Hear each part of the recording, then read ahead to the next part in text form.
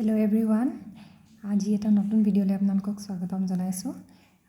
আজিৰ এই ভিডিঅ'টোত মই ৰেফ্ৰিজাৰেটৰটো আপোনালোকে কি ধৰণে চাফা কৰি ৰাখে তাৰ ওপৰতে কথা পাতিব ওলাইছোঁ। আপোনালোকে বাৰু আপোনালোকৰ ফ্ৰিজটো চাফা কৰেনে মাজে সময়ে? ধৰক এনেধৰণে মোৰ দৰে ইয়াত দেখিছে চাগে বহু দিন চাফা নকৰিলে এনেধৰণে লেতেৰা হৈ যায় প্ৰায়। আৰু ইয়াৰ পৰা কেনেধৰণে চাফা কৰিব লাগে বা কেনেধৰণে ইয়াক মেইনটেইন কৰি ৰাখিব লাগে তাকে এই ভিডিঅ'টোত মই দেখাব চেষ্টা কৰিছোঁ। আশা কৰিছোঁ আপোনালোকে ভিডিঅ'টো চাই ভাল পাব। প্ৰথমতে মই দেখুৱাই ল'লোঁ ইয়াৰ অভাৰভিউটো। এতিয়া ইয়াৰ যিবোৰ এইবোৰ চেল্ফ আছে এইবোৰ ৰিমুভেবল হয়, গতিকে এইখিনি মই প্ৰথমতে বাহিৰলৈ উলিয়াই লৈছোঁ।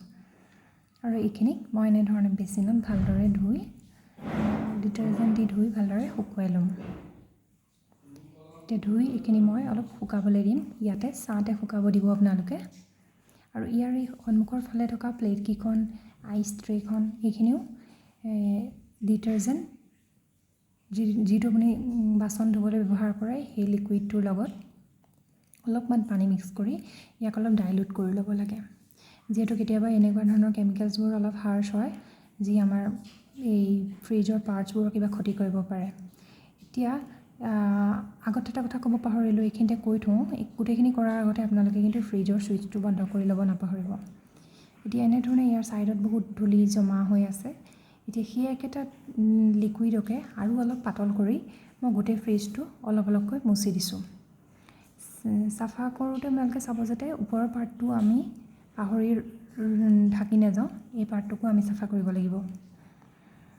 আৰু তাৰপাছত এখন শুকান কাপোৰে ইয়াক ভালদৰে মুচি দিব যাতে পানীৰ কোনো ধৰণৰ দাগ থাকি নাযায়।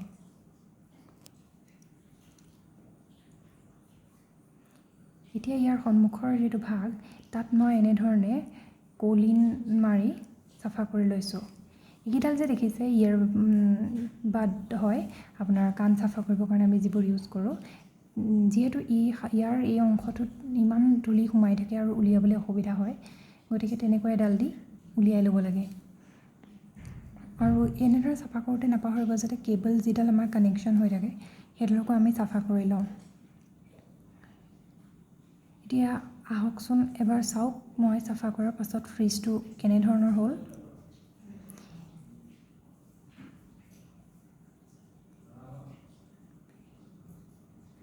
এনেধৰণে মই ওপৰৰ পাৰ্টটো একেবাৰে চাফা কৰি ল'লোঁ।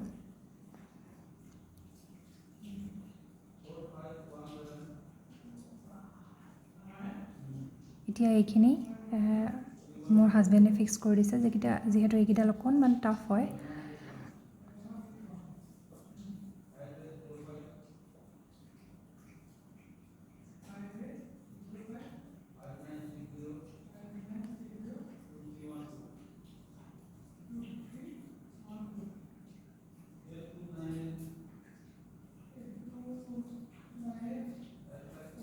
এতিয়া ইয়াতে এইকেইডাল ৰেককেইডালো প্লেচ কৰি দিলোঁ।